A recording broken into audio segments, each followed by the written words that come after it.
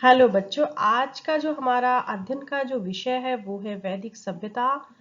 इससे पहले मैंने सिंधु घाटी सभ्यता के बारे में आपको ई लेक्चर के माध्यम से समझाने का प्रयास किया था और आज हम वैदिक सभ्यता को आरंभ कर रहे हैं। वैदिक सभ्यता जिसके विषय में हमको जानकारी प्राप्त होती है वैदिक साहित्य से, और वैदिक साहित्य के अंतर्गत जो मुख्य आते हैं वो आते हैं वेद। वेद संस्कृत की विद धातु से बना है और जिसका तात्पर्य होता है जानना या ज्ञान प्राप्त करना। वेद संख्या में 4 है: ऋग्वेद, सामवेद, यजुर्वेद और अर्थववेद। और साथ में ही प्रत्येक वेद के साथ उसकी संहिता भी है और प्रत्येक संहिता में ब्राह्मण, आरण्यक और उपनिषद ग्रंथ शामिल हैं। और ये जो सारे हैं ये वैदिक साहित्य के अंतर्गत आते हैं। चूंकि इन वेदों की रचना मनुष्य के द्वारा नहीं की गई थी, इसलिए इनको अपौरुषेय कहा गया है। इनको ऋषियों के द्वारा विभिन्न विभिन्न कालों में रचा गया, लेकिन ऐसा कहा जाता है कि ये जो वैदिक ज्ञान है इसको ईश्वर के द्वारा ही ऋषियों को प्रदत्त किया गया था और इस ज्ञान को ऋषियों ने अपने जो रचित मंत्र हैं उनके माध्यम से इनका संकलन किया, इसलिए इनको संहिता भी कहा जाता है। प्रारंभ में जो वेद थे वो लेखबद्ध नहीं थे और इनका जो अध्ययन और अध्यापन है एक पीढ़ी से दूसरी पीढ़ी तक मौखिक रूप से किया जाता था और इसीलिए वेदों को श्रुति भी कहा जाता है। इसके अलावा पहले जो 3 वेद हैं ऋग्वेद, सामवेद और यजुर्वेद, इनको संयुक्त रूप से त्रयी भी कहा जाता है। तो विद्यार्थियों, यहाँ हमारे सामने 3-4 जो बिंदु हैं वो मुख्य रूप से उभर कर आए कि वेदों को अपौरुषेय क्यों कहा जाता है। साथ में ही संहिता, वैदिक संहिता में किस किस वैदिक ग्रंथ को शामिल किया जाता है। साथ में ही इन्हें श्रुति के क्यों कहा जाता है और त्रयी किन 3 वेदों को कहा जाता है। तो ये जानने के मुख्य बिंदु हैं।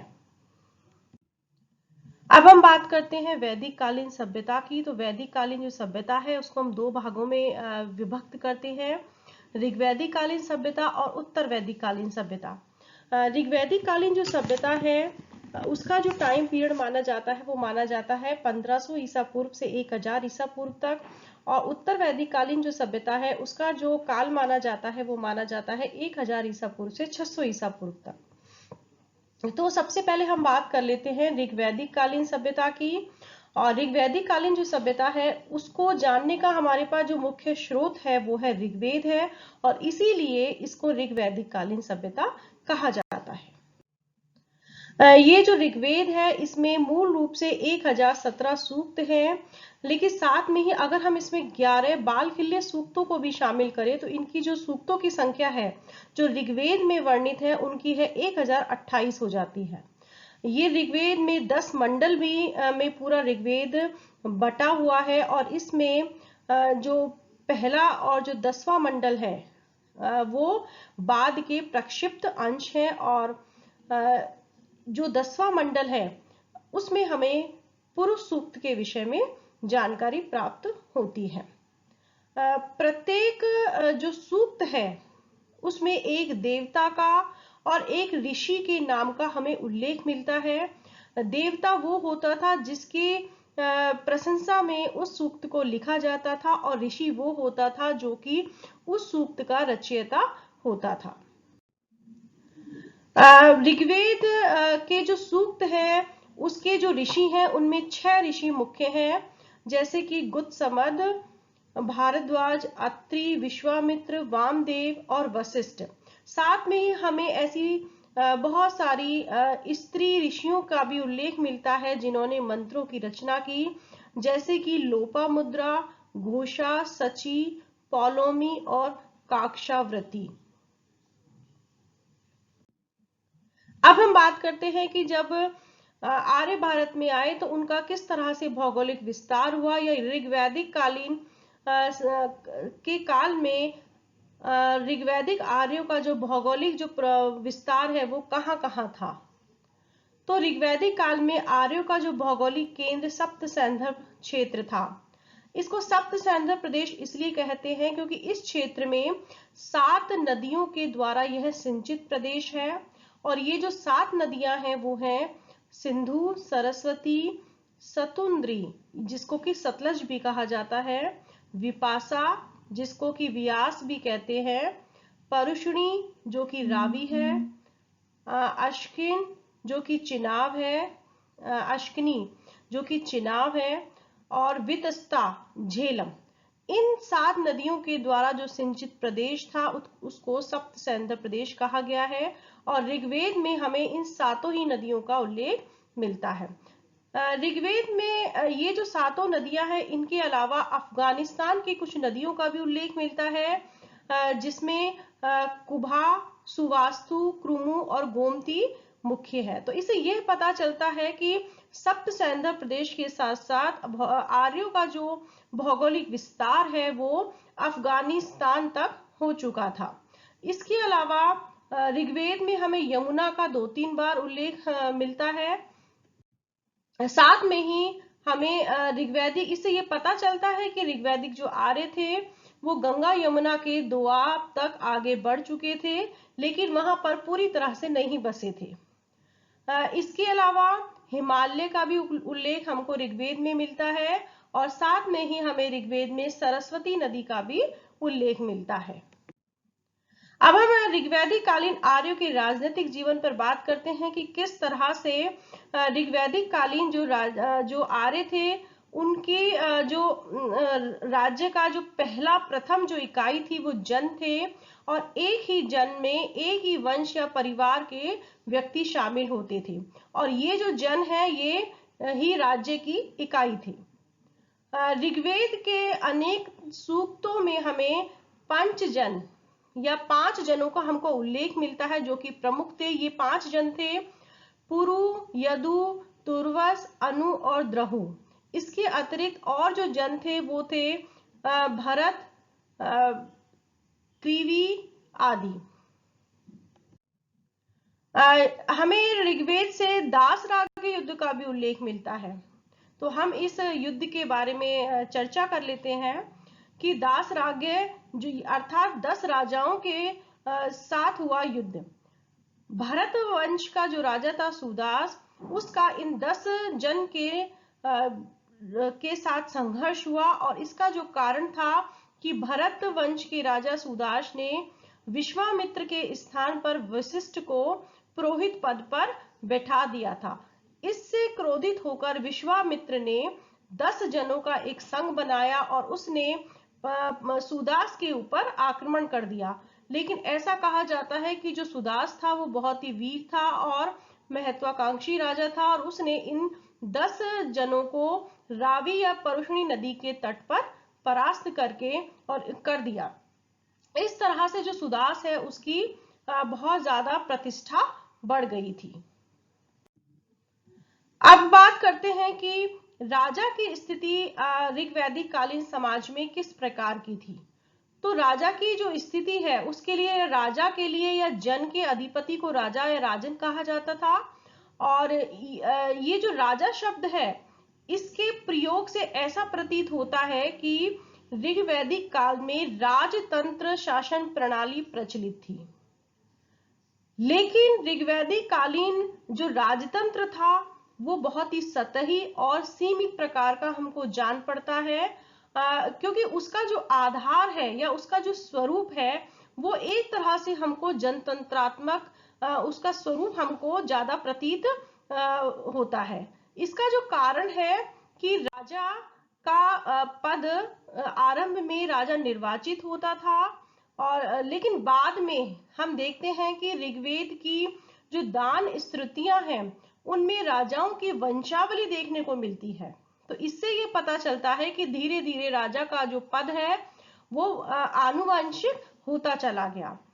लेकिन राजा निर्वाचित हो या वंशानुगत हो उसे देवी अधिकार प्राप्त नहीं थे। कहने का तात्पर्य है कि वो निरंकुश या स्वेच्छाचारी नहीं हो सकता था।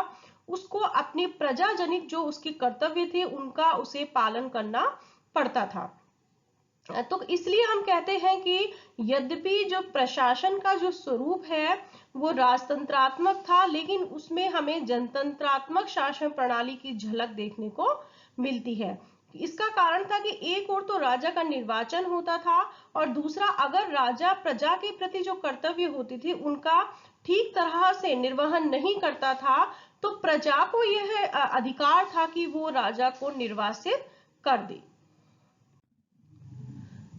इसके अलावा इसको हम दूसरे शब्दों में भी कह सकते हैं कि राजा की शक्ति का जो स्रोत था वो जन्मजात या ईश्वर प्रदत्त नहीं था, बल्कि अगर उसने प्रजा को या विश्व को प्रसन्न किया तभी तक वो राजपद पर रह सकता था। इसके अलावा राजा की जो शक्ति थी उस पर सभा और समिति नामक दो जनतांत्रिक जो संस्थाएं थी उनका नियंत्रण था, और राजा का ये मुख्य कर्तव्य था कि वो प्रजा के हितों की रक्षा करे, और इसके एवज में ही प्रजा जनता राजा को हवि नामक या बलि नामक कर प्रदान करती थी। तो कहने का तात्पर्य है कि राजा भूमि का स्वामी ऋग्वैदिक काल तक नहीं था, और वो अपनी आर्थिक स्थिति के लिए जनता पर या उसके द्वारा प्रदान बलि पर निर्भर था, और इसी कारण से जो राजा है वो स्वेच्छाचारी या निरंकुश नहीं बन पाया।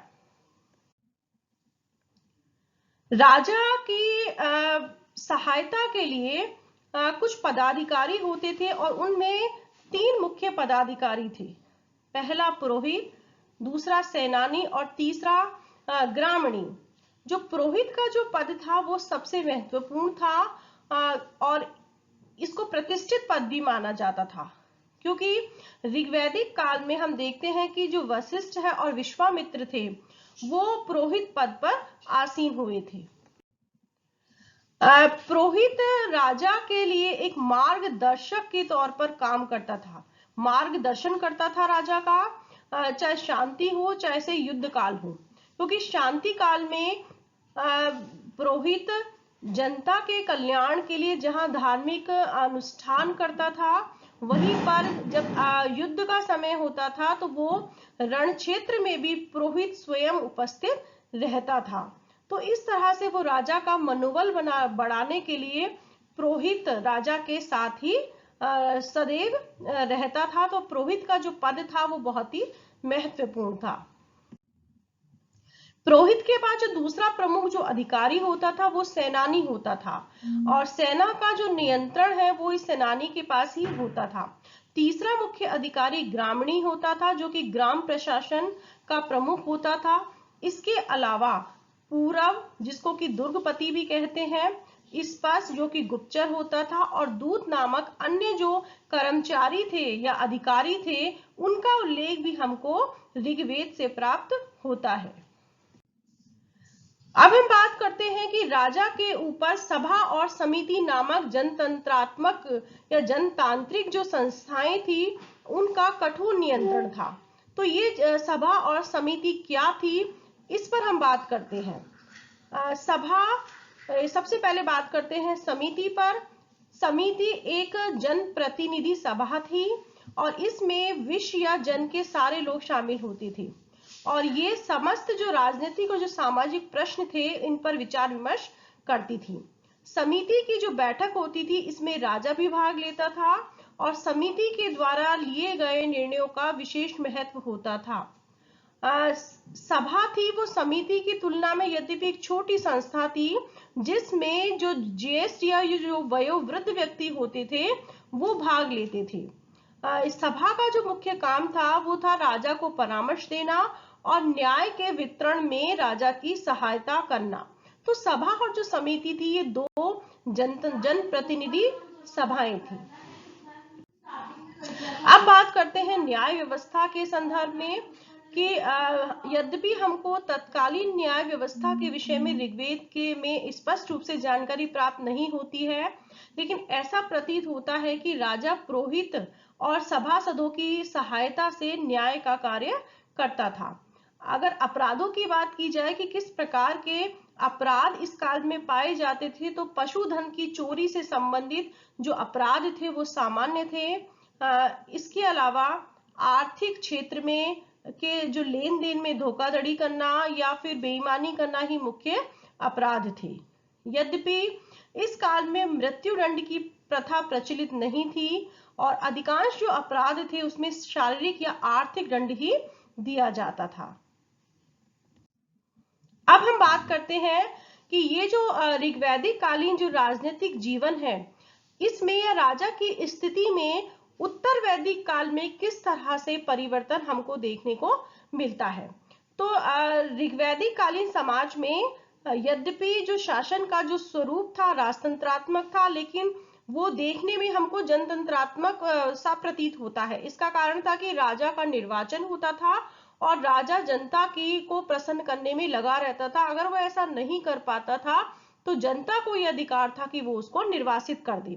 लेकिन हम उत्तर वैदिक काल में देखते हैं कि उत्तर वैदिक काल में जन ने जनपदों का रूप धारण कर लिया था और एक तरह से राज्यों का अस्तित्व अब होने लग गया था।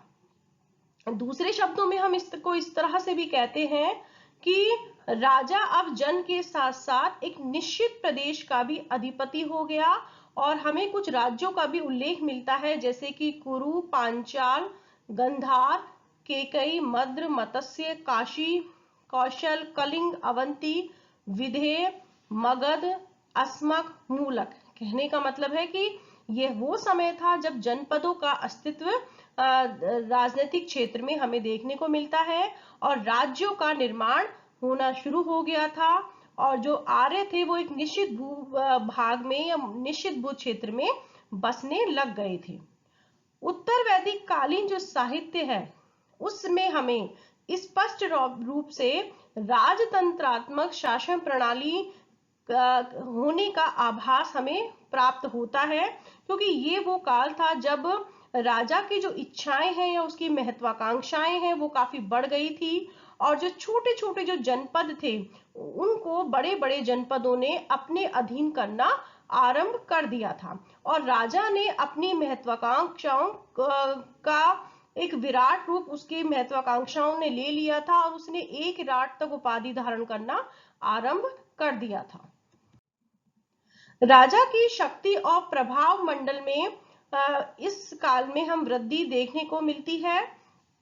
राजा का पद अब स्थायी हो गया था और वंशानुगत हो गया था और जो राजा का जो निर्वाचन का जो सिद्धांत था वो एक तरह से समाप्त हो गया। साथ में ही अब राजा की देवी उत्पत्ति का जो सिद्धांत है उसका धीरे धीरे हम विकास देखने को मिलते हैं। यद्यपि अभी भी राजा को दैवीय अधिकार प्राप्त नहीं थे, लेकिन उसका विकास आरंभ हो गया था और राजा की यद्यपि राजा अभी भी निरंकुश नहीं था, लेकिन राजा चूंकि इस काल में हम देखते हैं कि वो भूमि का स्वामी हो गया था, इसलिए अब वो जनता के कर्तव्यों के प्रति लापरवाह होने लग गया था। इसके अलावा उत्तर वैदिक काल में अब राजा बहुत ही आराम या ऐश्वर्य से परिपूर्ण जीवन व्यतीत करने लग गया और राजा का जो प्रधान कार्य था वो सैनिक नेतृत्व था और न्याय प्रदान करना था। इस काल में जो सभा, समिति और जो विदत नाम की जो संस्थाएं थी, अगर हम उनके बारे में बात करें तो इनका महत्व बना हुआ था, लेकिन सभा और समिति का महत्व पहले की तुलना में अब गौण हो गया था, क्योंकि राजा अब शक्तिशाली हो गया था और उसने सभा और समितियों में अपने ही चाटुकारों को बैठाना आरंभ कर दिया था। अगर हम प्रशासनिक तंत्र की बात करें कि प्रशासन किस तरह से चलाया जाता था, तो इस समय राजसूय के समय राजा रत्नियों के घर जाता था और प्रत्येक को हवि देता था। इस प्रथा से यह भी पता चलता है कि राजा यह प्रयास करता था कि वो पदाधिकारियों या रत्नियों की सहायता से ही राज कार्य करे, क्योंकि शतपथ ब्राह्मण में हमें 11 रत्नियों का उल्लेख मिलता है और वो 11 रत्नी है पुरोहित, सेनानी, युवराज, रानी, सूत, क्षति, संग्रहता, भागदूत और पालागत। तो इस तरह से हमें 11 रत्नियों का उल्लेख मिलता है और राजा जब अपना पद ग्रहण करता था तो इन रत्नियों के घर जाकर उनको हवि प्रदान करता था। हवि का तात्पर्य होता है कि वो उनसे अपने राज्य अधिकार की एक समर्थन की मांग करता था। इन रत्नियों का प्रशासन में महत्वपूर्ण स्थान होता था और अर्थवेद में राजा राजकृत का होने का उल्लेख मिलता है और सूत ग्रामीणी रथकार करमार दीवान को राजकृत कहा गया है। कहने का तात्पर्य है कि राजा इन पदाधिकारियों के सहयोग से राजकार्य करता था। तो इस तरह से ऋग्वैदिक कालीन जो राजतंत्रात्मक जो पद्धति थी वो हमें अपनी श्रेष्ठ अवस्था में देखने को मिलती है। यद्यपि उत्तर वैदिक काल में भी राजतंत्रात्मक शासन पद्धति का विकास अवश्य हो गया था, लेकिन फिर भी राजा ज्यादा निरंकुश नहीं था और अपने राजा जनता के प्रति जो उसके कर्तव्य थे उनसे वह पूरी तरह से वाकिफ था। लेकिन धीरे धीरे हम यह देखते हैं कि राजा अपने अधिकारों के प्रति या फिर अपनी निरंकुशता के प्रति उसने कदम बढ़ाना उत्तर वैदिक काल में आरंभ कर दिए थे। तो इस तरह से वैदिक कालीन जो समाज है उसमें राजनीतिक जो जीवन था वो आगे के जो समय है उसकी तुलना में हम उसका जो स्वरूप है वो हम थोड़ा सा उसको जनतंत्रात्मक स्वरूप के उसमें हमें लक्षण थोड़े से दिखाई देते हैं, जिसका कि धीरे धीरे हम देखेंगे कि किस तरह से राजा धीरे धीरे स्वेच्छाचारी होने लग गया था।